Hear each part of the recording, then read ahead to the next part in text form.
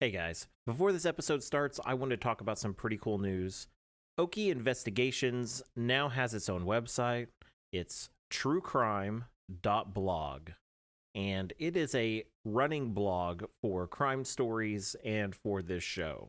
So if you're a true crime buff and you want to see some cool things that we gathered while researching each show, including a timeline of events that we put together, newspaper clippings, court documents, and much, much more, come check us out at truecrime.blog.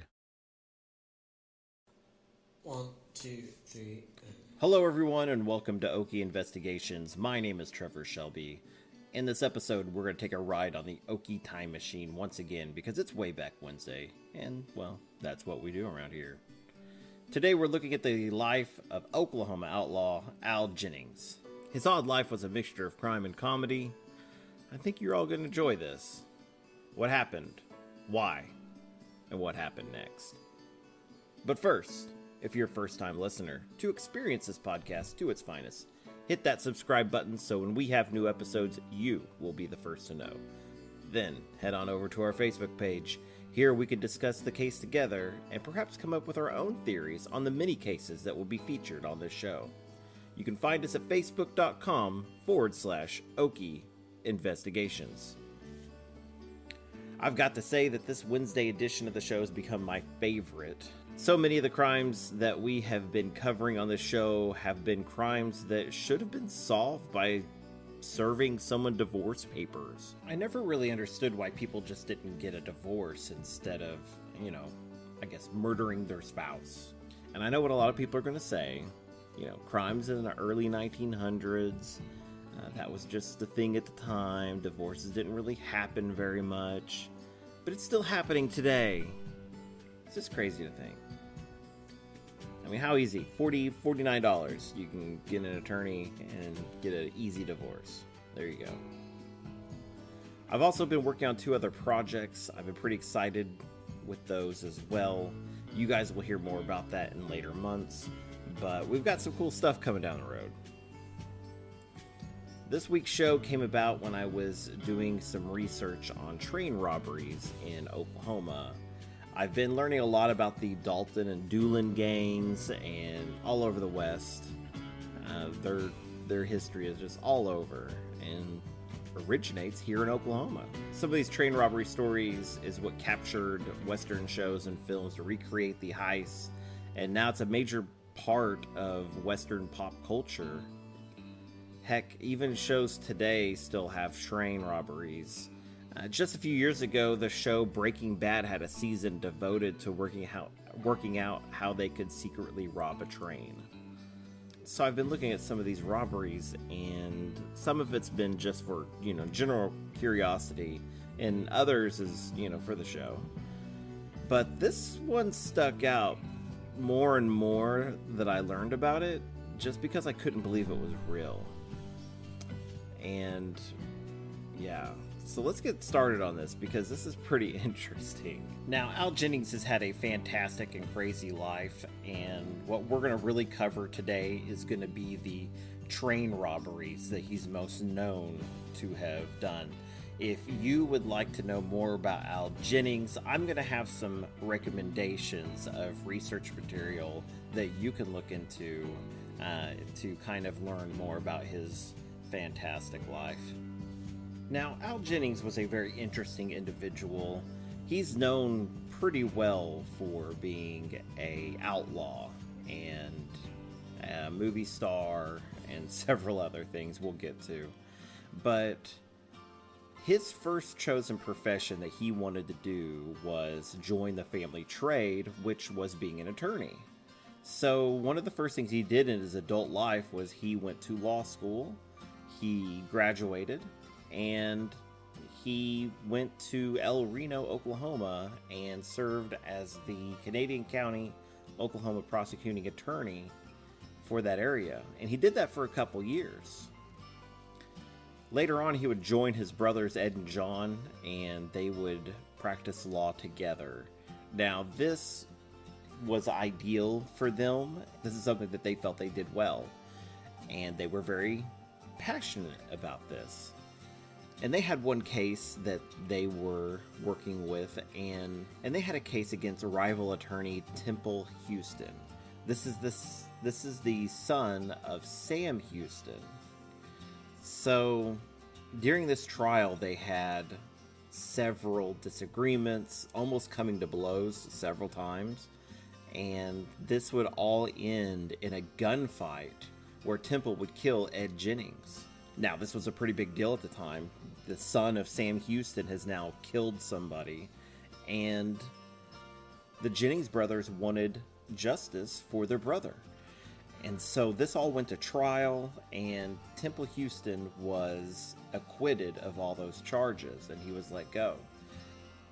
In many respects, all of this kind of broke Al Jennings, and he pretty much walked away from being an attorney. He would go on to be a ranch hand, and this case just kept digging at him. And the death of his brother, the injustice of it all just really bothered Al Jennings. And so they formed what they were going to call the Jennings Gang, which comprised mostly of just Frank and Al Jennings. But they did kind of seek out other well-known outlaws of the time, like Little Dick West and Morris and Pat O'Malley.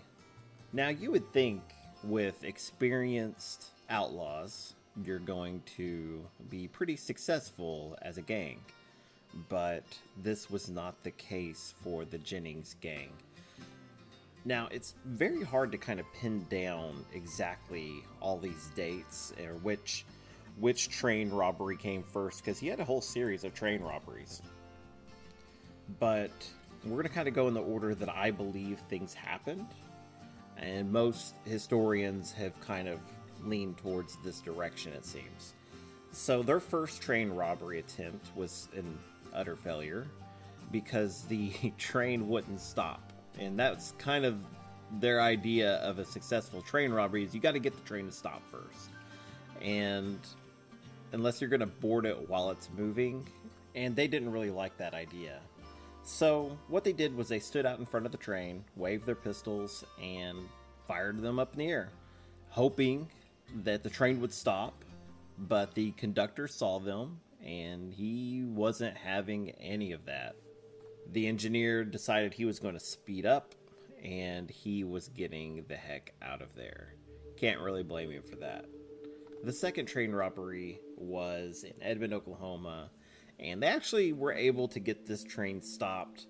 They got on there, and they found the safe. It's a Wells Fargo safe, and it's a pretty good looking safe.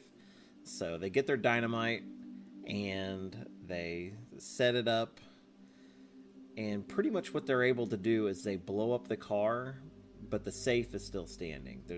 It's not going anywhere, and there's no way they're going to get into it. Historians kind of have different stories on this, which is kind of interesting. The main thing that I saw was either the safe just wouldn't open, or they pretty much vaporized the safe, and anything inside was destroyed. So I guess Al Jennings had thought that they needed extra dynamite for this safe, and they either blew it up or it just didn't open. With the safe out of the question, they turn to the passengers. They rob everybody that they can, and one guy who refused to give over his valuables, they shot him in the ear. They shot part of his ear off. So that's pretty awful. But all in all, this was a pretty big failure as a train robbery, seeing that they really didn't get any money from it. Now with the first robbery out of the way, they were able to move on to their second, and hopefully, for them, more successful. But that really wasn't the case. This train robbery took place in Chickasha, Oklahoma. The gang was unable to break into the safe. Now, this safe in particular, I don't believe they tried to use dynamite. I believe they tried to shoot their way into the safe, which for some reason didn't work. They then again decided they were going to rob the train. They found some bananas and some whiskey, and they got some valuables from the passengers on the train, and so they decided they were going to move on. with their take of bananas, whiskey, and a little bit of money. So this was their most successful train robbery to date, but yeah, they're not, living the high life just yet. Now, according to what I found, the only successful train robbery that they were able to pull off was the Berwyn train robbery, which was right around the Texas border, and they were able to make off with about $30,000 there. Back then, that's a lot of money. Now, their gang didn't last long after this. They committed some robberies, but, they didn't ever pull off any big heists besides their big $30,000 haul. Kind of funny, Al was arrested when he was hiding under a blanket in a cart, and that's when he was taken in without incident. He was arrested, and they had a trial. He was sentenced to life in prison. He only spent a couple years in prison. His brother actually did all that he could legally to get him out, and then through connections, President Roosevelt actually pardoned Al Jennings. And that's pretty much it for his, I guess you'd say, his criminal enterprises. In prison, he really did kind of reform, it seemed. He became an author, and he wrote a couple of books, one called Beating Back, that was published in 1913, and then Through the Shadows with O. Henry, that was in 1921. That's when that one was published. Now, both of these are about his life, loosely about his life, I will say. The other thing he got into, which was kind of surprising, was acting. He actually was in his own story about himself called Beating Back. It was a 1914 silent film. He was also in several other movies.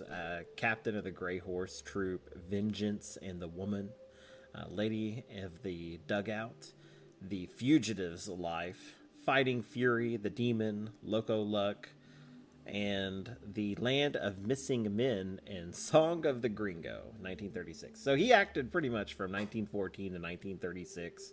A pretty interesting career.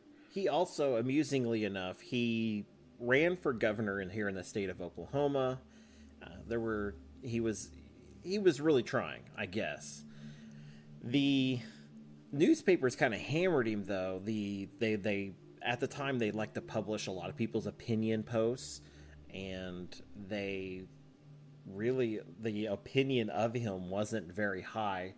A lot of people looked at his first book and kind of learned of his wannabe escapades there.